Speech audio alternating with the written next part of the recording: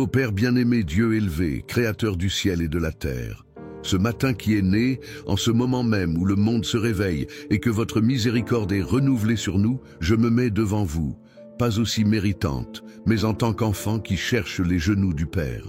Je sais que si une personne cliquait sur cette vidéo, s'il était prêt à entendre cette voix, c'est parce que dans son cœur fait écho à une question, peut-être un murmure, peut-être un cri. Pourquoi? Pourquoi ce chemin? Pourquoi cette douleur? Pourquoi ce silence? Et c'est pour de tels cœurs, pour les âmes qui aspirent au sens, que nous élevons cette prière pour faire confiance à des fins divines. Une prière basée sur le rocher de votre parole, en particulier sur la promesse éternelle que le psalmiste David nous a quittée. Une clé qui ouvre les portes de la confiance, trouvée dans le psaume 138, verset 8. Je vous invite, mon frère, ma sœur, à respirer profondément et à permettre à cette vérité de vous ancrer l'âme. La parole de Dieu dit « Le Seigneur perfectionnera ce qui concerne moi. Ta gentillesse, ô Seigneur, est pour toujours. N'abandonne pas les œuvres de tes mains. » Répétez ceci dans votre cœur. Le Seigneur améliorera ce qui me préoccupe. Ce n'est pas peut-être. C'est une déclaration. C'est la certitude que même sans comprendre maintenant, Dieu vous façonne pour le meilleur. C'est l'invitation à faire confiance au plan que le ciel vous a écrit, sachant que sa volonté est bonne, parfaite et agréable. Père, nous commençons cette prière en plongeant dans la première partie de cette promesse céleste. Le Seigneur perfectionnera. Quelle parole puissante, Seigneur. Améliorer. Dans l'hébreu original, le mot « gamar » a l'idée de terminer, de prendre un terme pleinement épanouissant. Il ne s'agit pas de nous rendre parfaits, car le monde comprend la perfection, sans échec, sans cicatrice, sans erreur. Non, votre perfection est celle du but rempli. C'est comme l'artisan qui regarde le bloc de bois grossier et voit déjà l'œuvre d'art finale. Le processus de sculpture consiste à prendre des pièces, entoure la pression de l'outil, le son de la formation, la poussière qui se propage. Pour le bois, si cela pouvait se sentir, ce serait un processus de perte, de douleur, de défiguration. Mais pour l'artisan, chaque coupe, chaque encoche est un acte d'amour qui révèle la beauté qui a toujours été là, cachée dans la matière brute. Seigneur, nous sommes cette matière brute entre tes mains. Combien de fois, Père, ressentons-nous la douleur de votre forme dans nos vies? Une porte de clôture et nous voulions tellement être ouverts. Une relation qui se termine et laisse un énorme vide. Un diagnostic qui nous fait peur et nous fait remettre en question l'avenir. Un rêve qui est reporté et nous remplit de frustration. À ces moments, notre vue limitée ne voit la perte, la pièce qui a été déchirée. Nous pleurons pour ce que nous n'avons plus, sans comprendre que vous êtes, dans votre amour infini, simplement en nous sculptant, en vous débarrassant des excès, des bords, des barbes, qui nous empêchent de devenir le chef-d'œuvre que vous rêvez pour nous. Votre parole nous confirme cela aux Philippiens, chapitre 1, verset 6, lorsque l'apôtre Paul, plein de votre esprit, nous assure « Je suis convaincu que celui qui a commencé une bonne œuvre en vous le terminera jusqu'au jour du Christ Jésus. » Le travail a déjà commencé, Père. Au moment où vous nous avez soufflé le souffle de vie, l'œuvre a commencé. Pour le moment, votre Fils Jésus nous a sauvés sur la croix. Le travail de salut et de sanctification a commencé. Votre engagement ne passe pas. Vous n'êtes pas un artiste qui abandonne à mi-chemin, qui laisse un écran en deux, parce qu'il est frustré par les couleurs. Vous êtes le Dieu qui termine ce qui commence, l'alpha et l'oméga, le début et la fin. Votre perfectionnement est une garantie scellée avec le sang du Christ. Et si aujourd'hui, mon frère, ma sœur, vous vous sentez comme un projet inachevé en tant que chantier de construction plein de poussière, de bruit et de troubles, je vous invite à prier avec moi. Seigneur, je vous loue par la poussière, je te loue pour le bruit.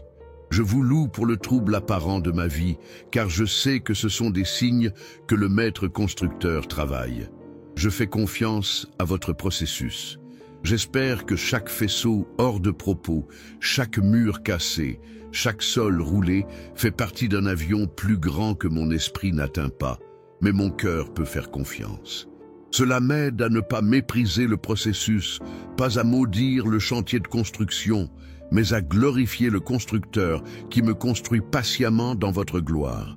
Père, que ce soit notre prière aujourd'hui. Puissions-nous regarder les gens qui nous ont blessés, les situations qui nous ont renversés et ont le courage de dire « Vous, Seigneur, vous avez bien fait. Qu'est-ce qui devait me détruire? Tu me construisais. Qu'est-ce qui m'embarrasserait? Tu m'honorais. Ce qui était censé être ma fin, vous l'avez utilisé comme le début de votre plus grand but en moi. Si vous qui m'entendez maintenant portez le poids d'une trahison, d'une injustice, de quelque chose qu'ils ont fait contre vous et qui a marqué votre âme, je vous invite à faire un acte de foi en ce moment. Au lieu de demander à Dieu de punir, demandez-lui de se transformer. Donnez cette douleur entre les mains de l'artisan et dites « Seigneur, utilisez-le ». Utilise cette blessure, nous utilisons cette cicatrice. Cela transforme ce poison en médecine. Je suis parfait pardon, résilience, sagesse. Cela fait de moi un témoignage vivant que vous êtes expert dans la malédiction en bénédiction. Et si vous sentez que cette prière commence à toucher les vieilles blessures, mais d'une nouvelle manière, avec espoir, je vous demande, comme un acte prophétique de guérison, de profiter de cette vidéo. Pas pour la vanité, mais pour vous et Dieu de le savoir en ce moment. Vous choisissez de croire qu'il peut et transformera votre mal en bien. Maintenant, Seigneur, la promesse continue. Le Seigneur améliorera ce qui me concerne. Ce qui me concerne. Quelle intimité, quel soin personnel à révéler dans cette courte phrase. Vous n'améliorez pas un concept abstrait, une idée générale de l'humanité. Vous améliorez ce qui m'inquiète. Ma vie, mes coordonnées, mes particularités. Votre look, Père, n'est pas celui d'un satellite qui voit la Terre à distance. C'est l'apparence d'un microscope qui voit la plus petite cellule de mon être. C'est le regard d'un père qui connaît le cri spécifique de son fils au milieu de la nuit. Votre parole nous dit dans Matthieu 10:30 que même les mèches de notre tête sont tous numérotées. Qui, monsieur, se soucie de ce point? Qui a le temps et l'amour pour s'occuper de ces détails triviaux aux yeux du monde? Seulement vous, seul le Dieu qui est à la fois majestueux pour gouverner l'univers et le Père pour se soucier de mon anxiété à propos de la réunion de demain. Seul le Dieu qui soutient les galaxies et qui soutient également mon cœur quand il est brisé.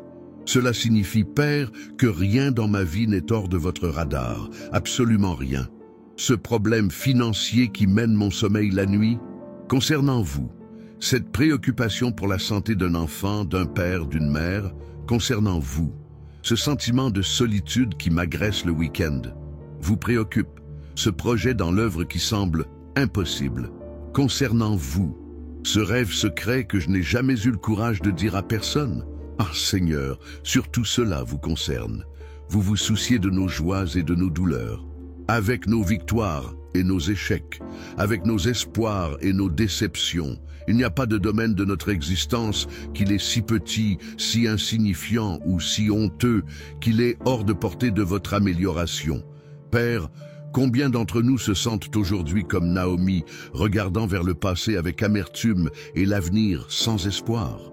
Combien d'entre nous ne peuvent voir que ce que nous avons perdu, les portes qui ont fermé, les rêves qui sont morts?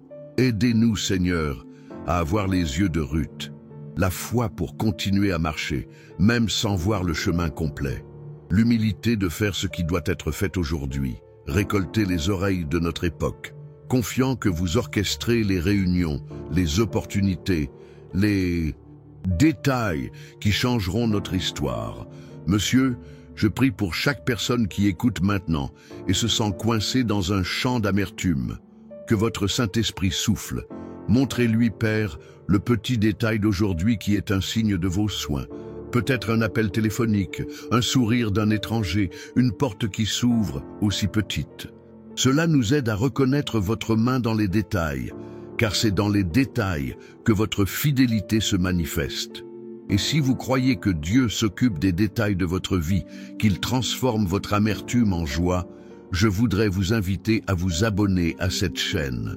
Chaque prière que nous publions ici est un rappel matinal que vous n'êtes pas seul et que Dieu se soucie de chaque détail qui vous concerne. Et ce domaine qui nous concerne comprend également nos faiblesses, Seigneur, nos difficultés internes, les zones dans lesquelles nous sommes perpétuellement imparfaits. L'apôtre Paul, l'un des plus grands hommes de Dieu qui ait jamais existé, avait quelque chose qu'il a profondément renommé. Il a appelé une épine dans la chair. Nous ne savons pas exactement ce que c'était. Une maladie, une tentation, une opposition féroce. Mais nous savons qu'il l'a affligé au point de vous crier 3 fois pour le retirer. Et quelle aurait été votre réponse, monsieur? Ma grâce vous suffit, car mon pouvoir est parfait en faiblesse. 2 Corinthiens 12, 9. Quelle révélation extraordinaire! Votre amélioration ne se produit pas malgré notre faiblesse, mais à travers elle. Notre insuffisance est le stade où votre suffisance brille. Notre vide est l'espace que vous aspirez à remplir de votre gloire. Papa, ça change tout. Cela nous libère de la tyrannie d'avoir tout le temps fort. Nous libère du masque de la tension de soi que le monde nous demande d'utiliser. Nous pouvons venir devant vous et dire « Seigneur, je ne peux pas. Je suis faible dans ce domaine. Je continue de tomber. Ma patience est courte, ma peur est grande, ma foi est petite. » Et au lieu de réprimander, nous entendons votre voix aimable nous dire « Génial, maintenant, vous êtes prêts pour que mon pouvoir fonctionne. Maintenant que vous avez vidé votre ego, je peux vous remplir de mon esprit. C'est dans votre faiblesse que ma force sera améliorée. » Paul a compris cela si profondément qu'il a même dit « La bonne volonté, car je me réjouirai de mes faiblesses, que la puissance du Christ habite en moi. » Il est venu se réjouir de blessures, de besoins, de persécutions, d'angoisses, parce qu'il a découvert le secret. Quand je suis faible, alors je suis fort. Seigneur, je prie pour chaque personne qui combat actuellement une épine dans la chair, une anxiété qui paralyse, une dépression qui suce la couleur de la vie, une dépendance qui emprisonne, un tempérament qui détruit les relations, une insécurité qui sabote les opportunités. Père, qu'ils entendent votre voix en disant que votre grâce leur suffit, qu'ils arrêtent de combattre leur propre force et d'apprendre à se rendre à votre force qui opère dans la faiblesse. Que la honte soit remplacée par la gloire. Pas la gloire qui lui est propre, mais la gloire d'avoir un Dieu aussi puissant qu'il utilise des navires fissurés pour éliminer l'eau vive. Puissions-nous vous offrir nos faiblesses aujourd'hui comme un sacrifice de louange, confiant qu'il est exactement là, à ce stade de reddition, que votre pouvoir est parfait en nous. S'il y a une épine dans votre vie que vous voulez vous rendre à Dieu maintenant, que sa puissance peut vous perfectionner en vous, écrivez dans les commentaires « Votre grâce me suffit ». Déclarez cela dans la foi, et que cette déclaration soit le début d'une nouvelle façon de marcher avec Dieu, non pas dans la force de votre bras, mais en fonction totale de sa puissance. Et maintenant, Père, nous venons à la base de toute cette confiance, la raison pour laquelle nous pouvons croire que vous permentirez tout ce qui nous concerne. La promesse continue, ta gentillesse, ô Seigneur, est pour toujours. Votre gentillesse.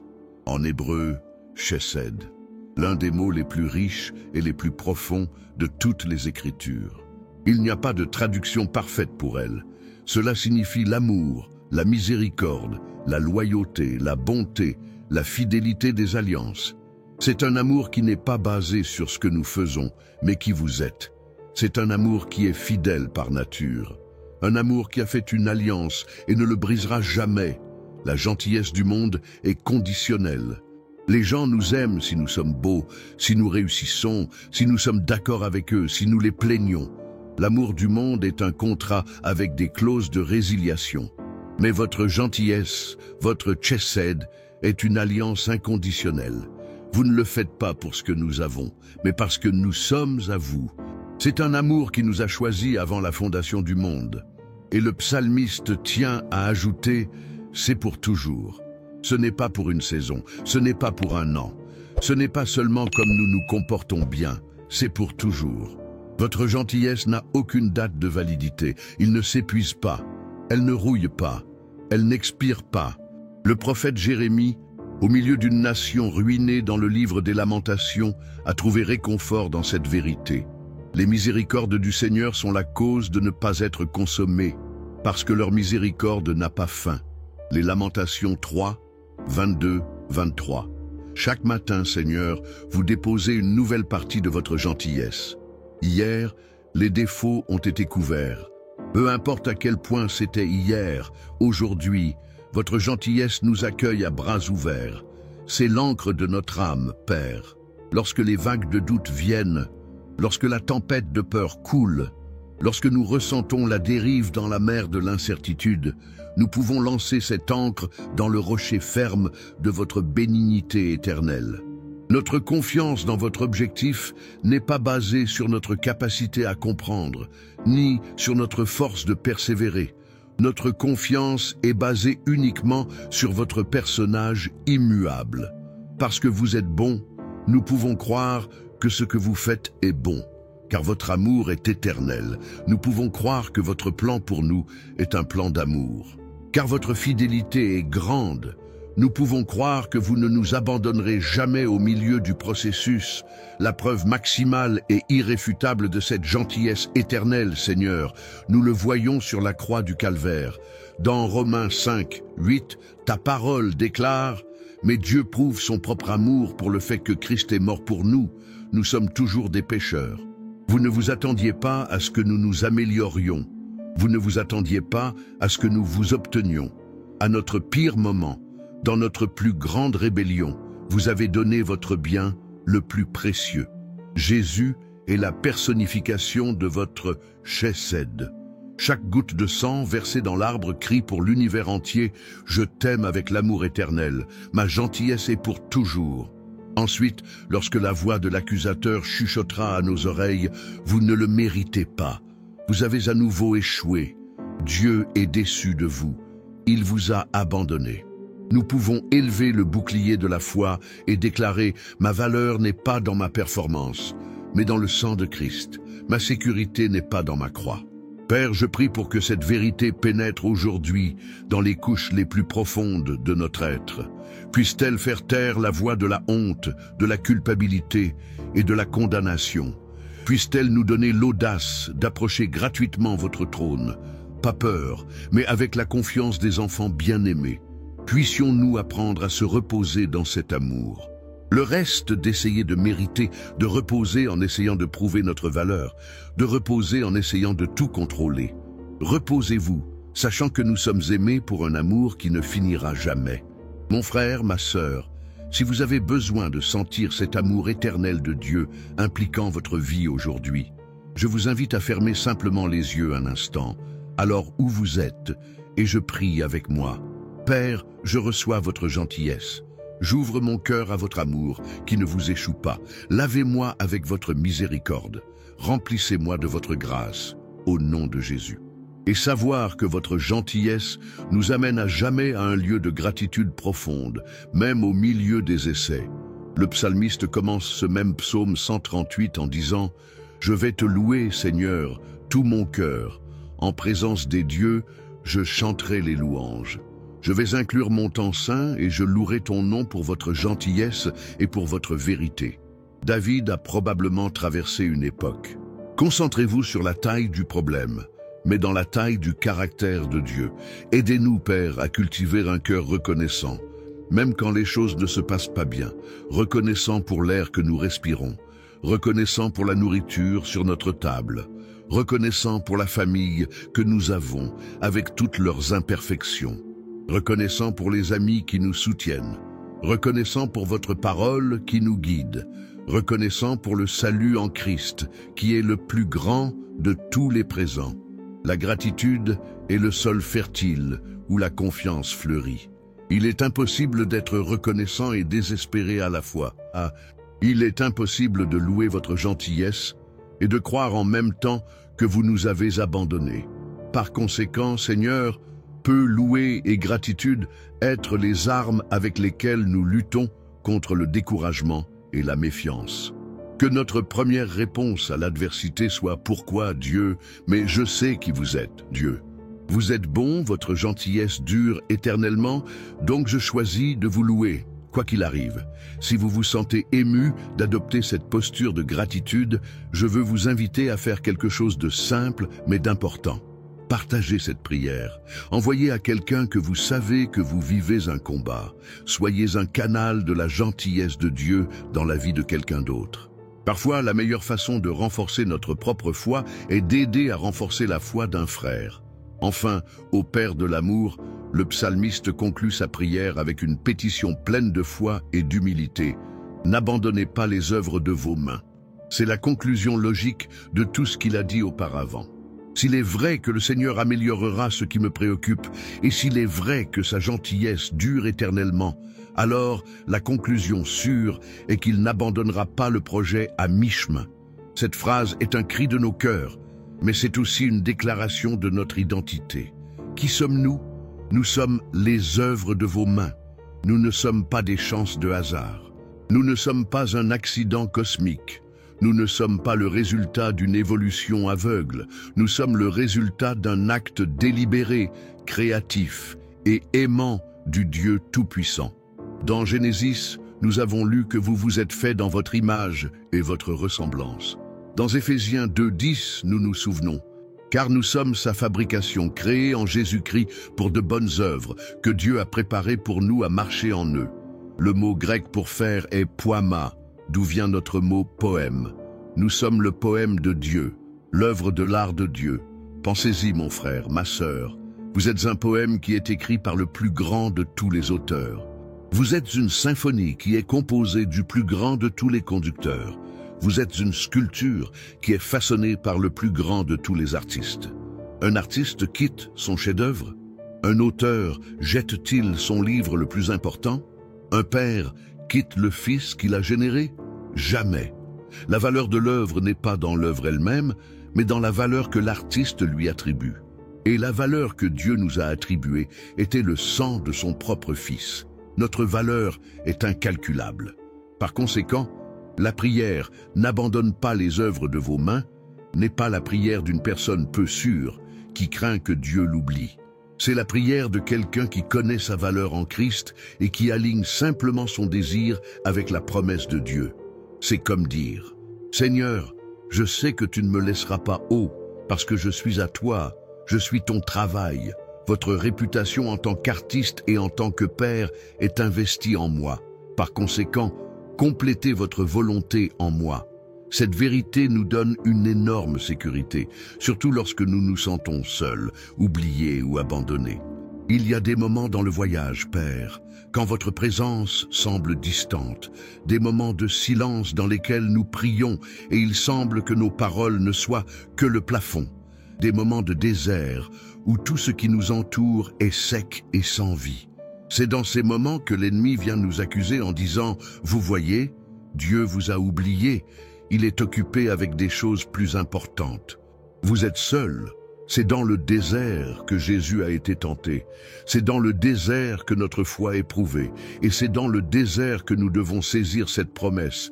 Vous n'abandonnez pas les œuvres de vos mains. Votre silence n'est pas l'absence. Votre retard apparent n'est pas une négligence. En silence, vous travaillez sur les fondations. Dans le retard, vous nous enseignez la patience et la persévérance. Et parce que nous sommes des œuvres de vos mains, créées pour de bonnes œuvres, cela nous donne un but qui transcende notre propre vie. Votre amélioration en nous n'est pas seulement pour notre propre bien, c'est pour que nous puissions être un canal de votre grâce dans le monde. C'est pour que notre vie restaurée puisse être un phare d'espoir pour les autres qui sont perdus dans l'obscurité. C'est ainsi que notre histoire de surmonter peut inspirer les autres à ne pas abandonner. Le but que vous avez pour nous est toujours plus grand que nous-mêmes. Comme dans l'histoire de Joseph, c'était pour garder beaucoup de gens en vie. Comme dans l'histoire de Ruth, cela devait faire partie de la lignée du Salvador. Comme dans l'histoire de Paul, c'était pour amener l'évangile aux gentils et renforcer les églises. Seigneur, délivre-nous d'une vision égoïste de ton but. Donnez-nous pour penser que votre bénédiction se termine en nous.